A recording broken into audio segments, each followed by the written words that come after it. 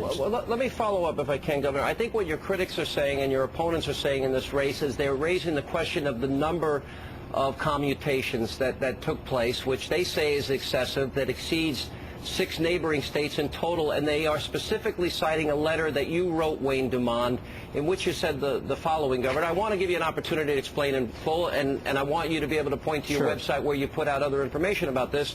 But in this letter you said, my desire, and this is a guy convicted of raping a cheerleader and sentenced to life plus 20 years. You said, my desire is that you be released from prison.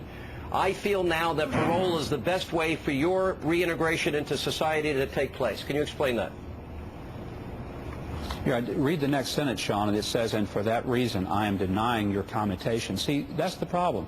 You're reading part of the letter, but not all of it. But you said it's my desire you be released. Of denying his commutation. But you said it's my desire for you to be released from prison. Supervision. Governor, Sean, I understand. And through the parole process, he would have supervision. If I had commuted his sentence, he would have had no supervision. He would have walked out the door. In fact, that particular letter was written. He still didn't get out for another 2.5 years.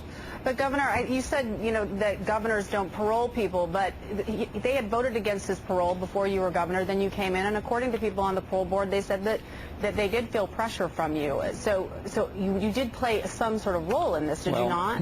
Kirsten, yeah, let's discuss that. They said that 6 years after they voted to do it. They also, the year they voted to do it, if you'll look at the news clips, they said they didn't feel pressure. Then 6 years later, during an election year, after they had not been reappointed to $75,000 a year jobs, suddenly they decided that they remembered it differently. That's why I'm inviting people to go to the website and get the facts. The truth is my best friend here. But you know what? It's not about me. It's about the people who were murdered.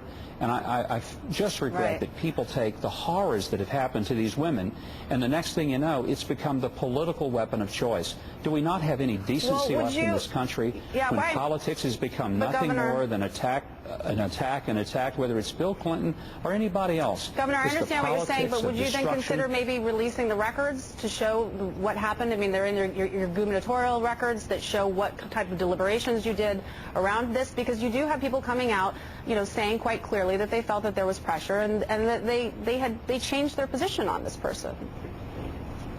Well, the records that are available through the parole board would be available for public inspection as much as the law would have them. I don't have those records. Well, what about your own records? You must have records in your office. I mean, your records as governor. Not of that, because it comes to us. Let me explain the process. It comes to us in a big, thick file folder. I make a decision after reviewing that, and then it goes back to the parole board. And every state has different processes of how they do it. That's how we do it in Arkansas. Well, okay.